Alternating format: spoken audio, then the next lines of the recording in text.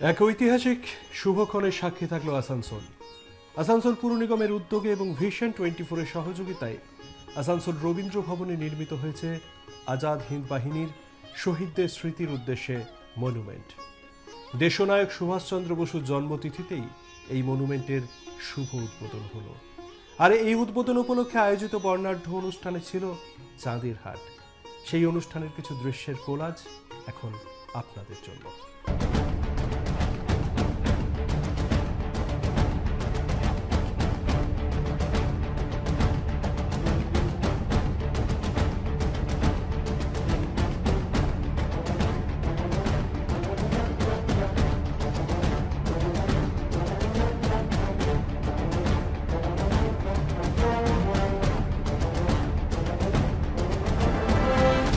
1945 সালের জুলাই মাস, আজাদ হিন্দ বাহিনীর শহীদদের স্মৃতির উদ্দেশ্যে সিঙ্গাপুরের স্মৃতিসৌধ নির্মাণ করেছিলেন আজাদ হিন্দ সরকারের রাষ্ট্রপ্রধান নেতাজি সুভাষচন্দ্র বসু। পরবর্তীকালে নেতাজির অন্তর্ধান এবং ব্রিটিশদের দ্বারা সিঙ্গাপুরকে পুনরায় দখলের পর লর্ড মাউন্টব্যাটেনের নির্দেশে সেই সৌধ ডিনামাইট দিয়ে উড়িয়ে দেওয়া হয়। এরপর দেশের তথাকথিত স্বাধীনতা এসেছে, কিন্তু সেইভাবে আজাদ হিন্দের শহীদদের শ্রদ্ধা জানানোর তেমন কোনো ঐতিহাসিক উদ্যোগ নেওয়া হয়নি।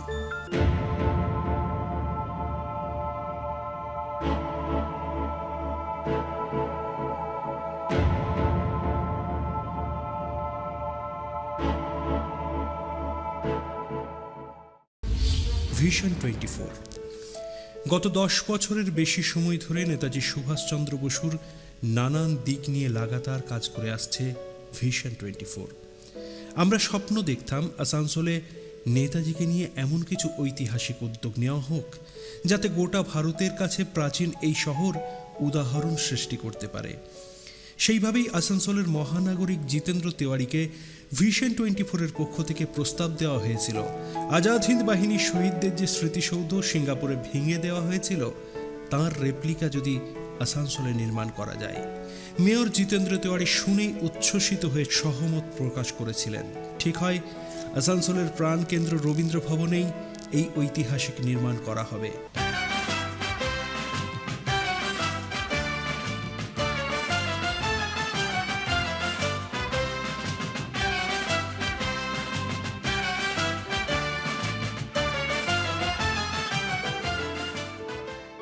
পুর নিগমের অর্থানুকূল্যে এবং ভিশন 24-এর সহযোগিতায় নির্মাণের কাজ শুরু হয়। বিখ্যাত নির্মাণকারী তাপস ঘোষকে দায়িত্ব দেওয়া হয় সৌধ নির্মাণের। হাতে মাত্র 20 দিন সময় ছিল, তাই যুদ্ধকালীন তৎপরতায় কাজ শুরু হয় এবং মাত্র 20 দিনের মধ্যে অবিশ্বাস্য এই নির্মাণ তৈরি করে দেন তাপস ঘোষ।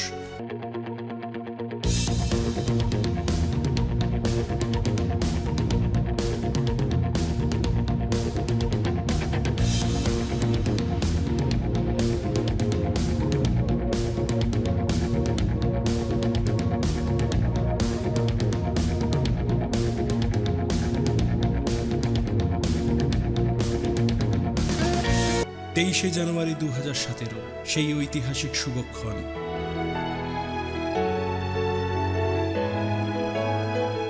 মহান দেশনায়ক সুভাষচন্দ্র বসুর জন্মদিনে এই ঐতিহাসিক স্মৃতিসৌধ উদ্বোধন হয়। আর উদ্বোধন উপলক্ষে আসানসোলে সেদিন ছিল যেন চাঁদের হাট।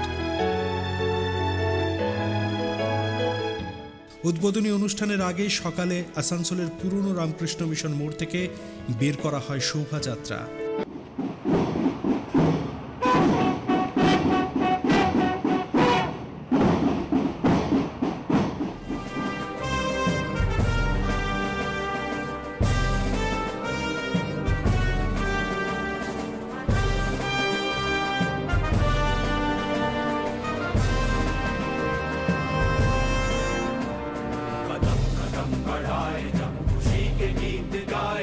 ये जिंदगी है कौम की, तू कौम पे लुटाए जा, कदम कदम बढ़ाए जा, खुशी के गीत गाए जा। ये जिंदगी है कौम की, तू कौम पे लुटाए जा।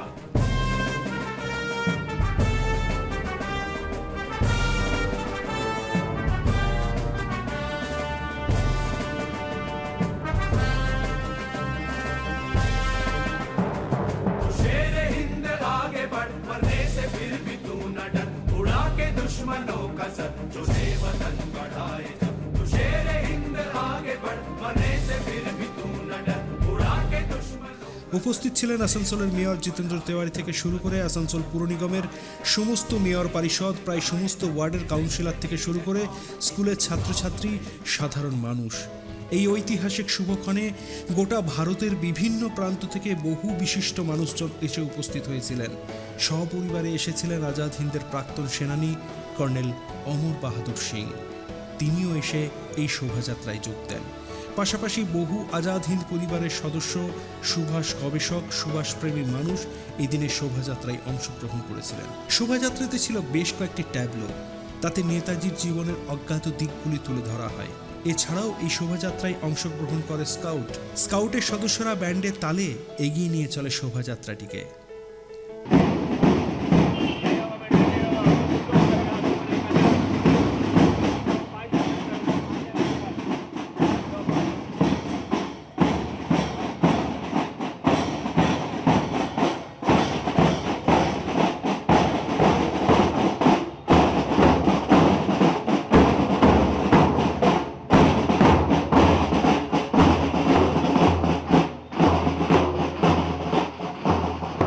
ছিলেন এনসিসির সদস্যরা, ছিল লায়ন্স ক্লাব, আসানসোল আনন্দমের মতো স্বেচ্ছাসেবী সমাজসেবী সংস্থাগুলিও।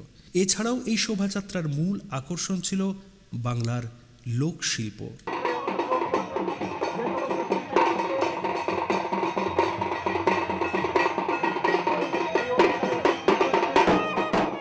শতাধিক ঢাকিরা এসেছিলেন এই শোভাযাত্রায়। ঢাকের তালে তালে এগিয়ে চলেছিল শোভাযাত্রা, ছিল ঘোড়া নাচ এবং ছৌ নাচের দল।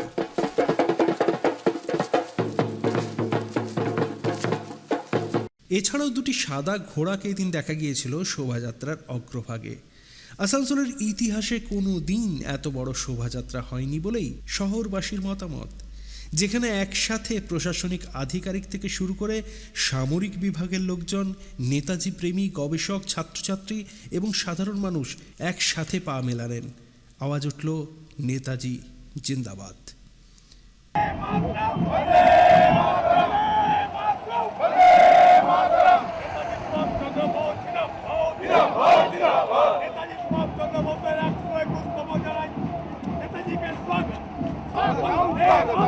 প্রায় 2 ঘন্টা পরে আসানসোল রবীন্দ্র ভবনে এসে পৌঁছায় এই শোভাযাত্রা।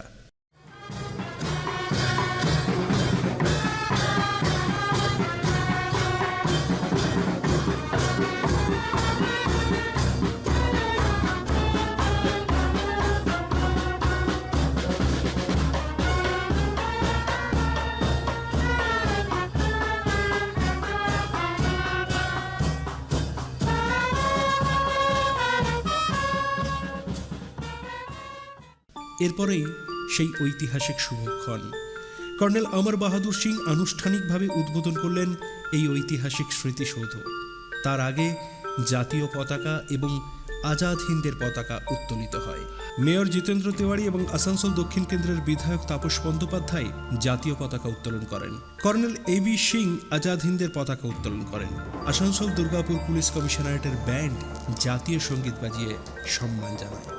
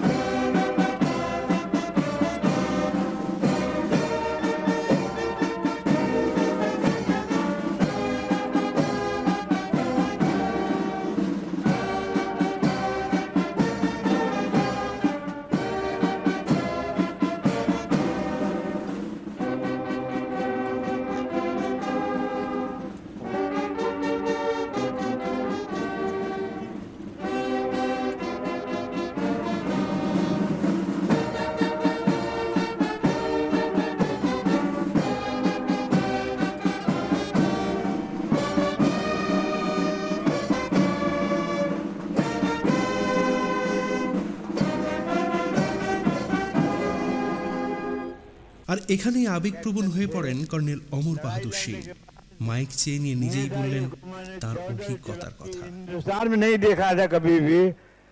14 जुलाई 1943 को सिंगापुर में मैं देखा और उनको देखने के बाद मैं उनका ऐसा फॉलोअर बन गया कि मैं उनको नहीं भूलता हूँ, हमेशा उनको याद करता हूँ। वो दुर्गा के भक्त थे। मैंने उनके बख्तावर जो उनका सेवक था उससे मैंने सुना, क्योंकि हमने नेताजी को बार मीटिंग में एक दिन 2 बजे रात तक मीटिंग के बाद 4 बजे सुबह मैंने उनसे कहा I want an interview with you, तो उन्होंने कहा come at 4 o'clock in the morning. मैं गया वहाँ तो अपने जो निकले वहाँ बाहर जेब में से एक फोटो निकाल करके रख करके हाथ जोड़ करके ऐसे उन्होंने वो फोटो को प्रणाम किया। तो मैंने उस बख्तावर जो उनका सेवक था गढ़वाली, उससे मैंने पूछा क्या, तो कहा दुर्गा के भक्त हैं। आज तक मैं कह रहा हूँ मैं दुर्गा राम का भक्त, शिव का भक्त था, राम का भक्त था। आज तक मैं उनका दुर्गा का भक्त हूँ। 5 बार दुर्गा का पाठ करता हूँ और जब पाठ करता हूँ तो पहले नेताजी की प्रतिमा जो फोटो की जो सामने आती है। हमारा कहने का मतलब ये है कि वो महान शख्स थे और उनकी अगर वो होते तो आज देश जिस गति में है वो न होता। এরপরে শুভ উদ্বোধন ঐতিহাসিক মনুমেন্টের রেপ্লিকার, পাশাপাশি মনুমেন্টের ফলক এবং আজাদ হিন্দ সরকারের মন্ত্রিসভার সদস্যদের নামের তালিকা দেওয়া ফলকের উদ্বোধন করেন মেয়র জিতেন্দ্র তেওয়ারি, বিধায়ক তাপস বন্দ্যোপাধ্যায়। তাদের সহযোগিতা করেন ডেপুটি মেয়র তাওয়াসুম আরা, চেয়ারম্যান অমরনাথ চট্টোপাধ্যায় সহ মেয়র পরিষদ এবং কাউন্সিলররা। উদ্বোধনের পরে প্রত্যেকেই পুষ্পার্ঘ্য দিয়ে সম্মান জানান।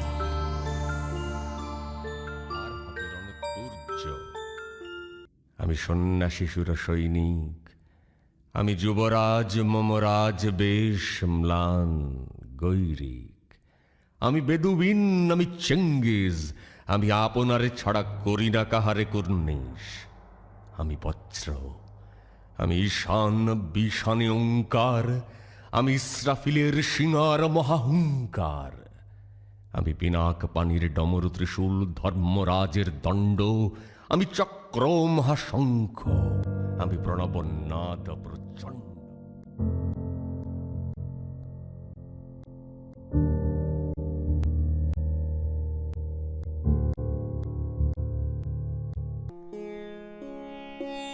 এরপর মঞ্চে মূল অনুষ্ঠান।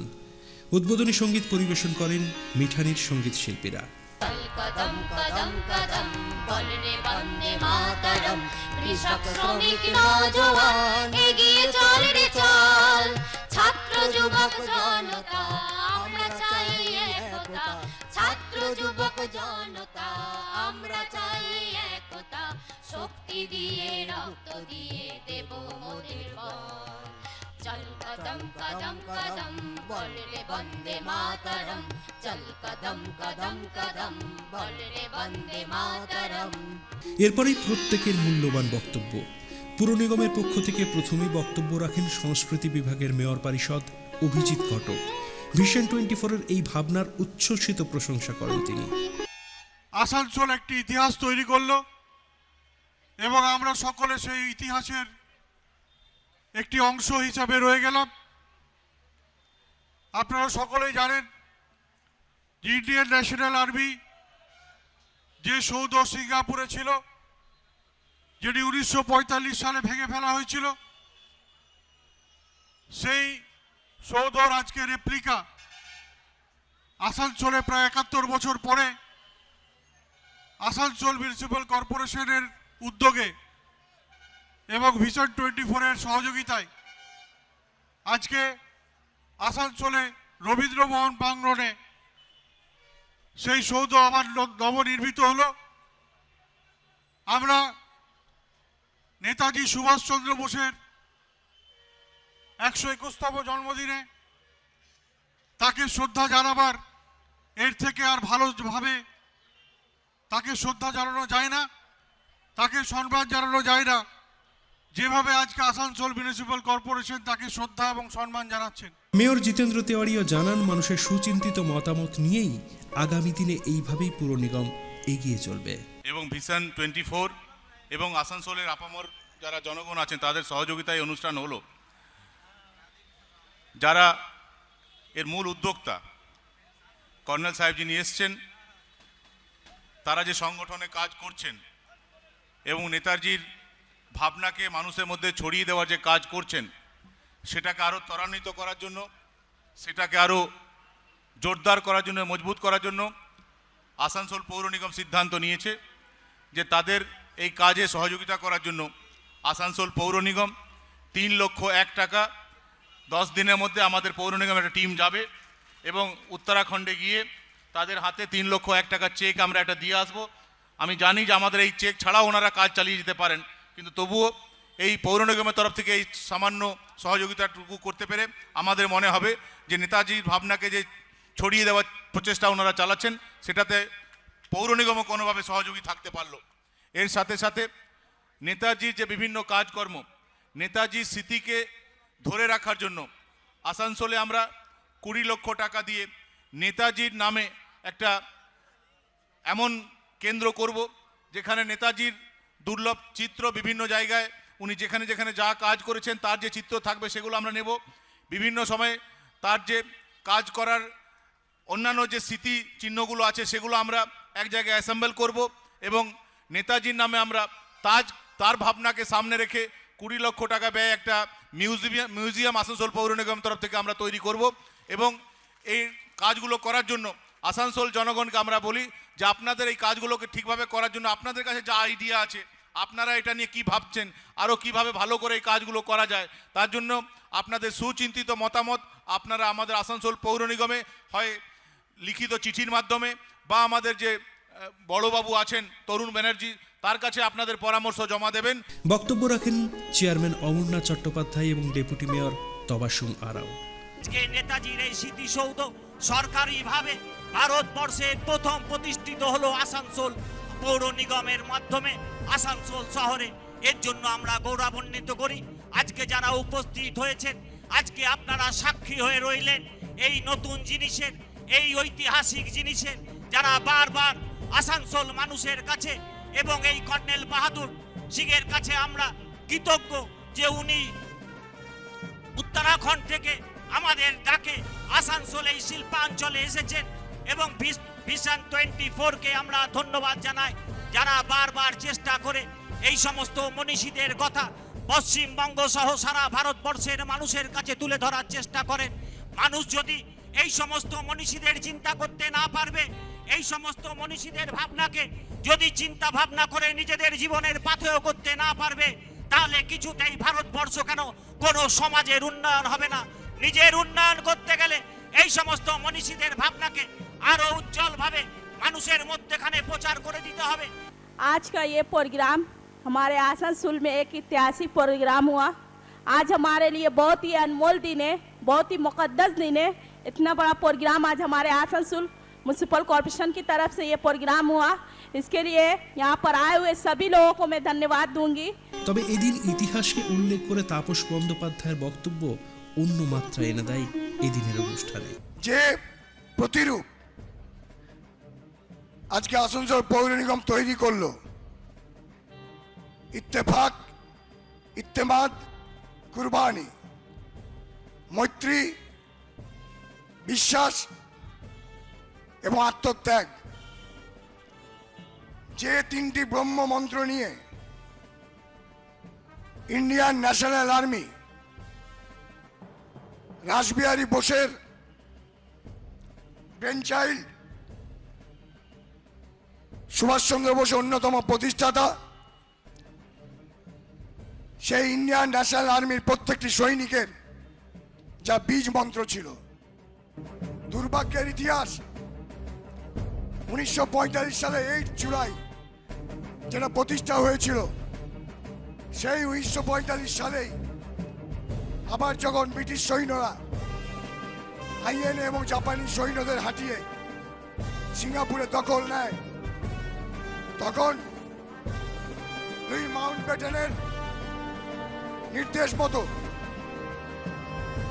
ব্রিটিশের উপনিবেশের যেখানে আছে সেখানে সমস্ত রকম স্বাধীনতা চিন্তা প্রেমীদের যে সৌধ সেসব ভেঙে দেওয়ার কাজের মধ্যে এই স্মৃতিসৌধ ভেঙে দেওয়া হলো। এটা খুব দুর্ভাগ্যের ব্যাপার হয়েছিল।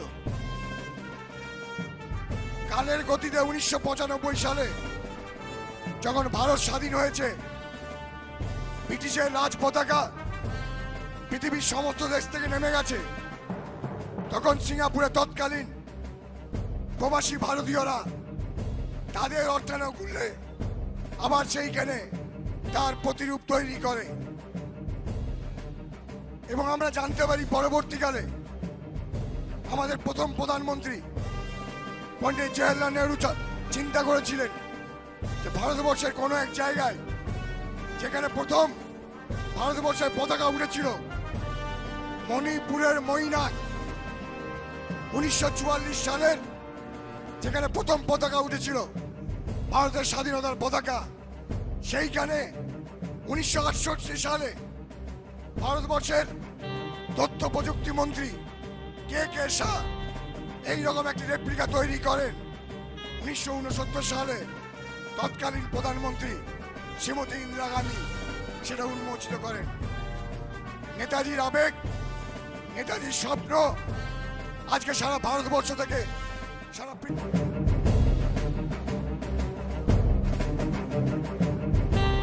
পৃথিবীতে স্বাধীনতা প্রেমী আন্দোলন মানুষের কাছে তা প্রবাহমান। এর মৃত্যু নেই, এর শেষ নেই। আজকে আসানসোল পৌর নিগমকে যারা এই একটা চিন্তা দিলেন, আমি তাদেরকে শ্রদ্ধা জানাই, আমি তাদেরকে সম্মান জানাই যে তারা আমাদেরকে একটি ইতিহাসের সাক্ষী করে দিলেন। এইভাবে আমরা নেতাজিকে স্মরণ করতে চাই, আমরা গর্ব অনুভব করতে চাই। এই একটি মানুষ আমাদের দেশে জন্মেছিলেন, আমরা সেই দেশে স্বাধীন ভারতে আমরা জন্মগ্রহণ করে তার পতাকা বহন করে চলেছি। সেই স্বপ্ন নিয়ে ইত্তেফাক, ইত্তেমাদ, কুরবানি এইগুলি যদি মুখের মধ্যে আমরা লালন করে নিয়ে যেতে পারি, তাহলে ভারতবর্ষ নিশ্চয়ই একদিন জগৎ সভায় শ্রেষ্ঠ আসন লাভে। এরপর উপস্থিত অতিথিদের স্মারক দিয়ে সম্মান জানানো হয় পুর নিগমের পক্ষ থেকে। স্মারকগুলি তুলে দেন মেয়র এবং পুর নিগমের মহিলা কাউন্সিলররা।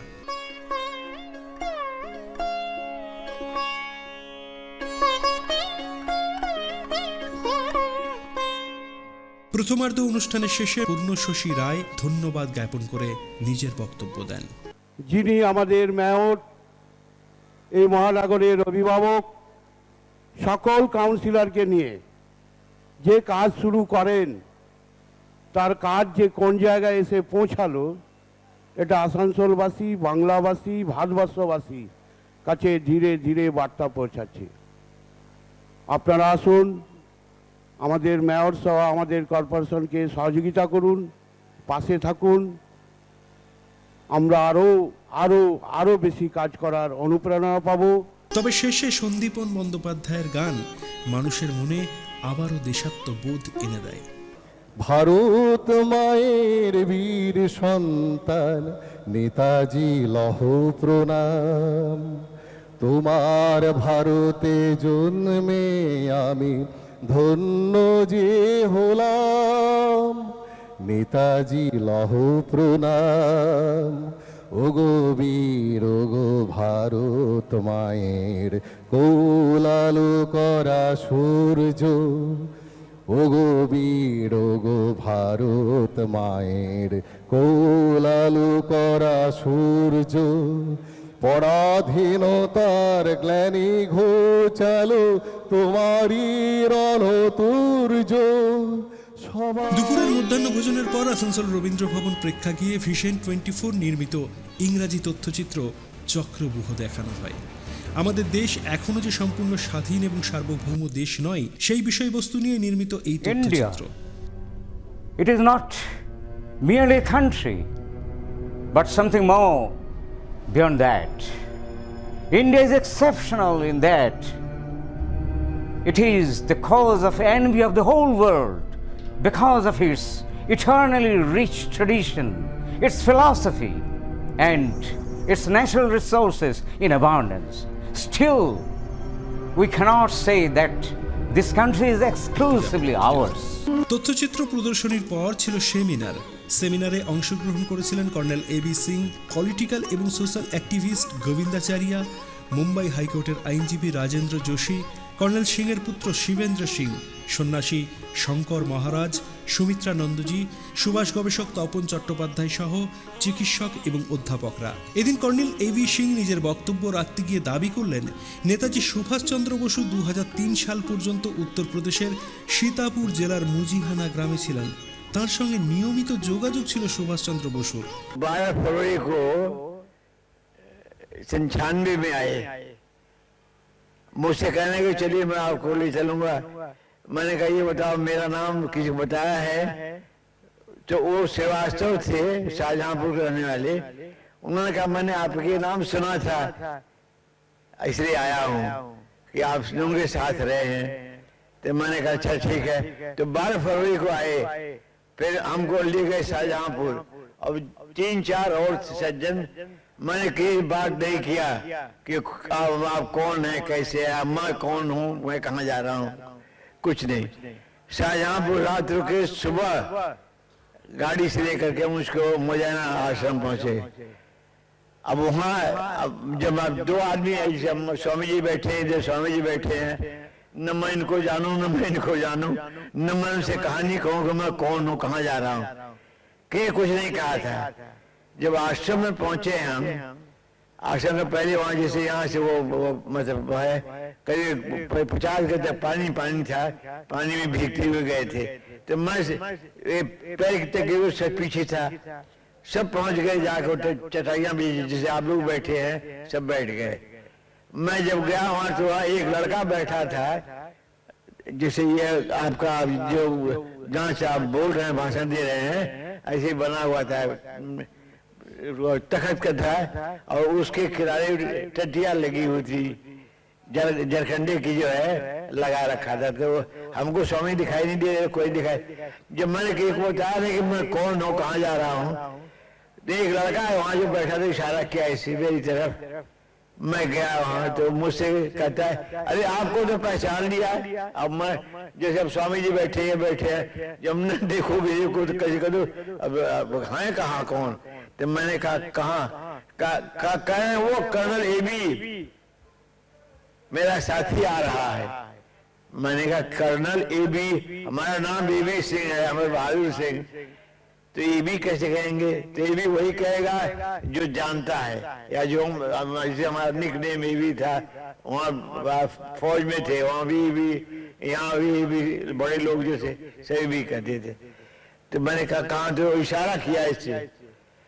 तो मैंने ऐसे आगे बढ़ कर देखा टेडिया के, और मैंने एक अमर संकल्प किताब अपनी कहानी लड़ाई की नेताजी सुभाष चंद्र बोस के, वो उसमें लिख रखा था। ऊपर टाइटल पेज जो है पहला, नेताजी सुभाष चंद्र बोस का एक फोटोग्राफ हमको थाईलैंड बैंकॉक से आई थी, वो उनका सिग्नेचर और डेट देखा था, तो वो मैंने छपवा दिया था। किताब मैंने पढ़ाया, तो जैसे स्वामी जी बैठे हैं बगल में, या स्वामी जी है भाई ठीक है, पूज हैं, सब कुछ है, तो वो कुर्सी में जहाँ बैठे थे वो खड़े होकर जैसे सिपाही सावधान होता है सलाम करने के लिए, वो दोनों पैर मिला के सावधान होकर मुस्कुरा करके किताब के हाथ बढ़ा लिया। এবি সিংয়ের কথা সূত্র ধরেই সুভাষ গবেষক তপন চট্টোপাধ্যায়ও মুজিয়ানা বিষয়ে আলোকপাত করেন। তিনিও দাবি করেন মুজিয়ানাতে সরাসরি চাক্ষুষ করেছেন তিনি নেতাজি সুভাষচন্দ্র বসুকে। 2002 সালের জুলাই মাস আশ্রমে পৌঁছলাম। ওখানে আরো কিছু নেতাজি সংস্থানের লোকের সঙ্গে পরিচয় হলো। আশ্রম প্রাঙ্গণে বসে আছি, বাবাজি দর্শন দিলেন। সিংজিকে বললাম আপনি আমাদের কিছু কথা বলুন। সিংজি আমাদের কথা বলতেই বাবাজি তাকে বললেন চলে যাও, এই আশ্রমে তোমাকে আর আসতে হবে না। আর আমার প্রসঙ্গ তুলতে আমাকেও বললেন তোমার এই আশ্রমে আসবার কোনো দরকার নেই। আমাদের ভারাক্রান্ত মন সমস্ত উদ্দীপনা জল ঢেলে দিলেন। কিছুক্ষণ পর বাবাজিকে বললাম বাবাজি আমরা যখন কোনদিন আশ্রম আসবো না, আপনার যখন দর্শন পাবো না, দয়া করে 2টো প্রশ্নের উত্তর দেবেন। বাবাজি রাজি হলেন। বললাম আমি নেতাজি ভক্ত, আমি জানি নেতাজি বেঁচে আছে, তার প্রমাণ আমরা পাই। এ কথা সত্য না মিথ্যা?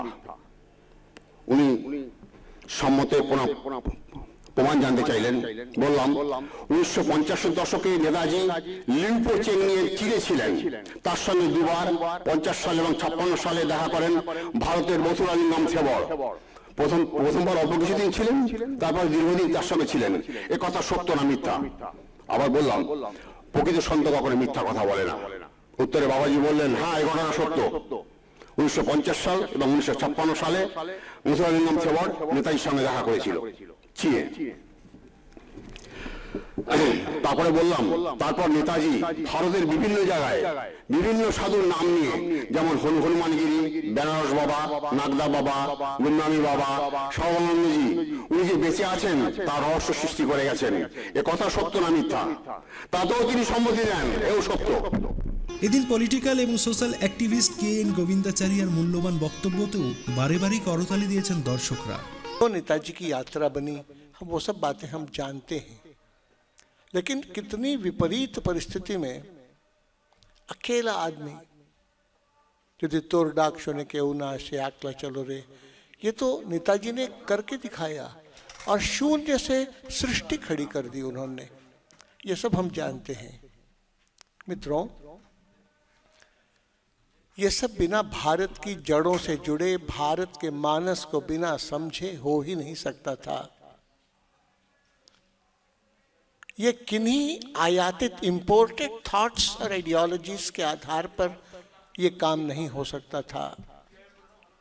देश के सामान्य आदमी से जुड़कर उस समय की चैलेंजेस को सॉल्यूशन की दृष्टि से स्ट्रेटेजाइज करने का अद्भुत व्यक्तित्व नेताजी का हम पाते हैं। और इसलिए एक बात निश्चित है कि नेताजी का व्यक्तित्व ये है, और कुछ बातें निश्चित हैं। एक, आध्यात्मिक अधिष्ठान के रहने के कारण दीन दुनिया की झंझटों में उनको कोई रुचि नहीं थी, इसलिए उनके बारे में तरह तरह से लोग जो अपप्रचार कुछ लोग करते हैं, हम लोगों को कुछ बातें स्पष्टतः समझ लेना होगा। एक, कि नेताजी सुभाष चंद्र बोस का कोई विवाह नहीं हुआ था, कोई महिला संपर्क नहीं था। जो ऐसा कुछ बोलते बताते हैं वो झूठे हैं और तथ्य के आधार पर वो इसे प्रमाणित नहीं कर पाते हैं। ये केवल छवि बिगाड़ने की कोशिश है। दूसरा भी एक सच है कि नेताजी मरे नहीं हैं। जो प्लेन क्रैश की बात कही गई उसमें किसी को यह साहस नहीं है कि वो कहे कि रेंको जी के अवशेष उनके हैं। তবে মুম্বাই হাইকোর্টের আইনজীবী রাজেন্দ্র যোশী এদিন তার বক্তব্যে পরিষ্কার করে বুঝিয়ে দেন ভারত আজও স্বাধীন নয়, বরং কমনওয়েলথ সম্পর্কের মাধ্যমে ভারত আজও ব্রিটিশদের পদানত হয়েই আছে। हमारी आज की बात है कि इस गुलामी से, जो कि नेताजी का सपना था कि हम एक अखंड भारत को सार्वभौमत्व राष्ट्र के रूप में, एक स्वतंत्र राष्ट्र के रूप में संस्थापित करें, उसके रास्ते में आने वाली जो रुकावटें हैं, यूनाइटेड नेशंस की हों, कॉमनवेल्थ की हों, बहुत सारी ट्रीटीज हैं। ये दो तो एक बड़े नाम हैं। इसके अलावा बायलैटरल, मल्टीलैटरल और यूनाइटेड नेशंस की जो बहुत सारी ट्रीटीज हैं, और उन ट्रीटीज में हमारे हाथ पांव सारे जो बंधे हुए हैं, उन ट्रीटीज से हम किस तरह से बाहर आ सकते हैं, किस कॉस्ट पे बाहर आ सकते हैं, उस कॉस्ट को चुकाने के लिए हमारी विलिंगनेस, हमारा विल पावर, हमारी दृढ़ निश्चय, इच्छा शक्ति, ये होनी जरूरी है। लड़ाई लड़ने के लिए आपको आर्म्स चाहिए, लेकिन अब जो लड़ाई लड़नी है उसके लिए दृढ़ इच्छा शक्ति, सहन करने की शक्ति, जो भी हमारे ऊपर दिक्कतें आएंगी उन दिक्कतों को सहन करने की शक्ति हम में हो, उस शक्ति का हमको आह्वान देश के सामने करना पड़ेगा। हमारी नीतियां इस तरह से बनानी पड़ेंगी जिसमें देश के हमारे सभी बांधव इस सैक्रिफाइस, एक हमने देखा 3 यहाँ पर की वर्ड्स लिखे हुए थे, एकता, विश्वास और सैक्रिफाइस। तो सैक्रिफाइस जो है, वो सैक्रिफाइस करने का जो हमारी शक्ति, हमारी इच्छा शक्ति जो हमको डेवलप करनी है, वो सैक्रिफाइस करने की इच्छा शक्ति डेवलप करनी है। उसके लिए पॉलिटिकल लेवल पर करना होगा। अगर हमको कॉमनवेल्थ से बाहर आना है तो सरकार को निर्णय लेना होगा, यूनाइटेड नेशंस से बाहर आना है तो हमको सरकार के लेवल पर निर्णय लेना होगा। सरकार ये निर्णय लेगी नहीं, क्यों नहीं लेगी? क्योंकि सरकार इन्हीं पावर्स की प्रॉप्ड अप इंस्टीट्यूशन है। हम कहते हैं कि हमारे यहाँ डेमोक्रेसी है, हमारे चुने हुए लोग सरकार बनाते हैं, हमारे चुने हुए लोगों की विधानसभाएं बनती हैं, पार्लियामेंट बनती है, राज्यसभा बनती है। एक भ्रम है, ये एक इल्यूजन है कि हमारे चुने हुए लोग वहाँ पर हैं। पॉलिटिकल सिस्टम की अगर थोड़ी सी बात करें, डेमोक्रेसी किस तरह से चलती है उसकी बात करें, तो आपके सामने जो 5, 6, 7 नाम आते हैं वो आपके दिए हुए नाम तो नहीं है, आपके नॉमिनेटेड नाम तो नहीं है। किसी को कांग्रेस ने टिकट दिया है, तो किसी को बीजेपी ने दिया है, तो किसी को एसपी ने दिया है, तो किसी को बीएसपी ने दिया है, तो किसी को कम्युनिस्ट पार्टियों ने दिया है। उनके नुमाइंदे हैं वो, और उनमें से किसी को आपको अपना वोट देना है, तो आपका नुमाइंदा तो नहीं हुआ वो। तो जो सिस्टम ऑफ गवर्नेंस हमको इनहेरिटेंस में मिला है, जो हमने मांगा नहीं था, 1947 के पहले हमारे यहाँ डेमोक्रेटिक सिस्टम ऑफ गवर्नेंस नहीं था, तो क्या अराजकता थी, क्या केओस था? 47 के पहले हमारे यहाँ संविधान नहीं था, कॉन्स्टिट्यूशन नहीं था, तो क्या केओस था? क्या व्यवस्था ठीक से नहीं चलती थी, लोग लड़ते भिड़ते रहते थे? नहीं। हमारे बिना मांगे ये सारी चीजें हम पर जो थोपी गई हैं, वो इसीलिए थोपी गई हैं कि परपेचुअल उनका वेस्टर्न कंट्रीज का सिंबलाइज्ड बाय ब्रिटेन हमारे ऊपर राज्य हमेशा के लिए चलता रहे। যোগের কথা এবং আত্মমুক্তি এবং যোগের পথে নেতাজির সাধনা প্রসঙ্গে আলোকপাত করেন শঙ্কর মহারাজ এবং সুমিত্রানন্দজি। বাংলার জাগ্রত যৌবন নেতাজি সুভাষ বোস, তার সম্বন্ধে তো আর কি বলবো। আর তিনি তো আছেনই, এবং সেটাই আমাদের 2003-এ আমরা সাক্ষাৎ করেছি, লাস্ট সাক্ষাৎ সেটাই। তাকে যখন দেখি তখন বয়সের ভারে কর্নেল এবি সিংজির মতোই আমাদের নেতাজিকে যা দেখেছি, সেটা হচ্ছে তখন শরীর আমাদের এই বাতাবরণের মধ্যে থাকার জন্য, ভারতের মাটিতে থাকার জন্য তখন শরীরটা ঢিলা হয়ে গেছে, মানে চামড়াগুলো মানে ঢিলা হয়ে গেছিল, মানে বয়সে ভার, মানে ভৌতিক শরীর। সেটা তো যেই হোক, সে কৃষ্ণ ভগবানেই হোক, রামেই হোক, বুদ্ধই হোক, ভৌতিক শরীরের যে অবস্থা, তাতে এই বাতাবরণে একটা বার্ধক্য ফিরে আসে, এবং তারই সেটাই সম্ভবত এটার জন্যই তিনি আমাদের না জানিয়ে উনি চলে যান। এখন বর্তমানে আছেন সিয়াং মঠে, এবং তার শরীর এবং তারুণ্যে ভরা এখন, এবং সেই জায়গাতে সেটা হচ্ছে স্পেসলেস, টাইমলেস, একটা ভূহীন সময় শূন্য ঘাঁটি।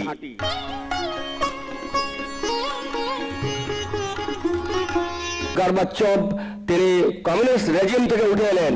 তিনি বললেন, perestroika is the kind need arising from the profound process of development in our socialistic society. Our country had long been yearning for it. It is now ripe for a change. It is now ripe for a change. ওই রকম চেঞ্জের প্রয়োজন আজকে ভারতবর্ষে। আজকের ভারতবর্ষের নেতাজি প্রেমীর দল, নেতাজি প্রেমীরা কেবল জনগণের মধ্যে নেই, সামরিক বাহিনীর সর্বত্র রয়েছে নেতাজি প্রেমিকের দল। তারা উপযুক্ত সময় যখন আসবে, তখন তারা তাদের সরকার গঠন করবে, এবং তখন তারা কর্মকাণ্ডে আমেরিকাকে, জগৎবাসীকে বলে দেবে যে না, আমরা তোমাদের ওই কলোনিয়াল ট্রেড করার জন্য, আর এই যে ভারতকে পদানত করবার জন্য, আর নেতাজিকে ওয়ার ক্রিমিনাল রূপে ঘোষণা করে তাকে প্রত্যর্পণের জন্য যেসব শর্ত দিয়ে ভারতকে স্বাধীন করা হয়েছিল, সেই শর্তকে আমরা মানব না। হিটলারের মতো অস্বীকার করবে। তারপরে তৃতীয় মহাযুদ্ধ, তার আগেই যারা তৃতীয় মহাযুদ্ধ করবার জন্য প্রস্তুতি নেবে, ভারতের বিরুদ্ধে অস্ত্র ওঠাবার চেষ্টা করবে, তারা হয়তো অনেক অনেক দুর্বল হয়ে পড়বে। এছাড়াও অনুষ্ঠানে নিজেদের অভিজ্ঞতার কথা সবিস্তারে জানিয়ে মূল্যবান বক্তব্য রাখেন কর্নেল সিং এর পুত্র শিবেন্দ্র সহ অন্যান্য অতিথিরাও। আসুন তাদের বক্তব্যেরও কিছু অংশ বিশেষ শুনি। Netaji still alive. मुझे विश्वास है, क्योंकि मैं कई ऐसे लोगों से मिला हूं, कई ऐसे लोगों से बात करता हूं जिनको फर्म बिलीफ है कि हाँ, नेताजी अभी हैं। हम लोग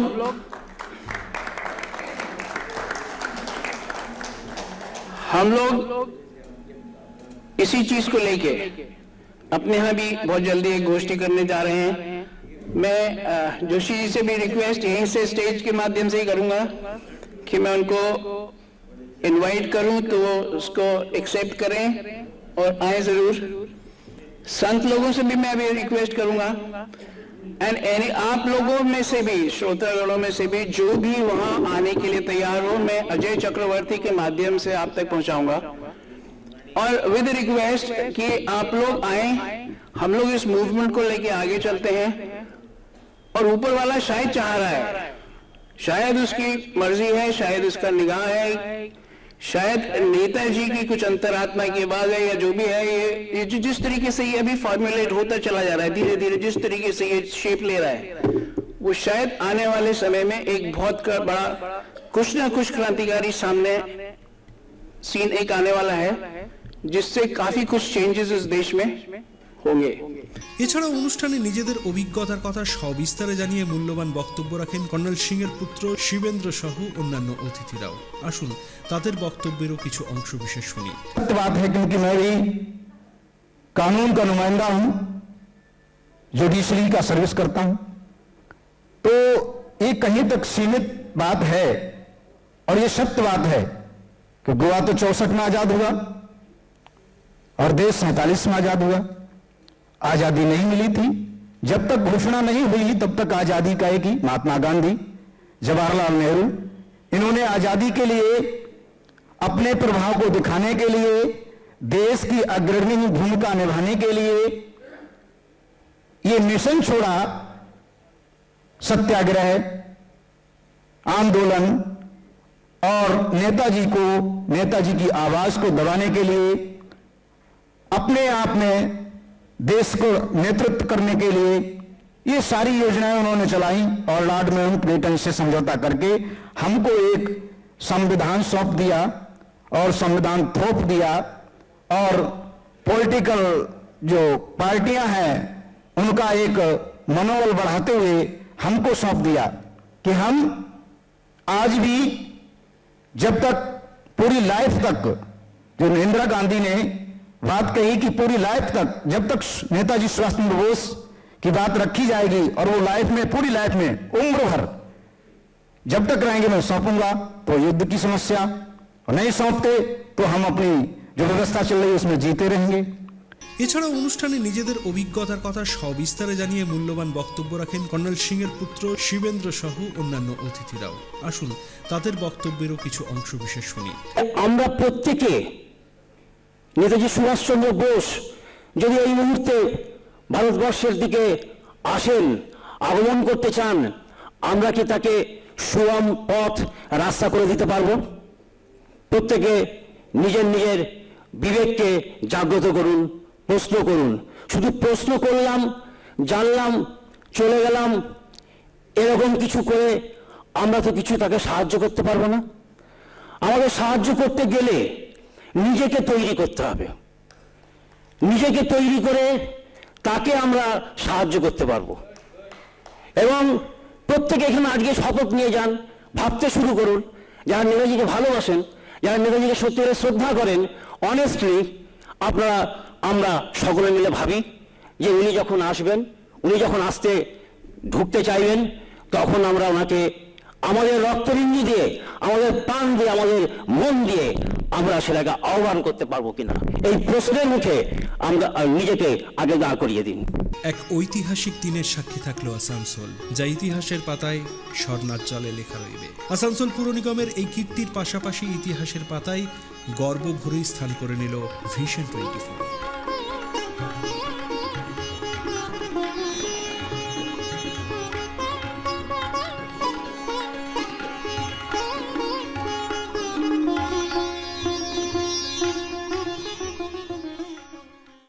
দেখছিলেন আইএনএ মনুমেন্টের উদ্বোধনী অনুষ্ঠান। এই নির্মাণ আসানসোলের গর্ব, তাই ওই পথ দিয়ে যাওয়ার সময় কিছুক্ষণের জন্য অন্তত আজাদ হিন্দের বীর সেনানীদের শ্রদ্ধা জানিয়ে যান, তবেই এই নির্মাণ সার্থক হবে।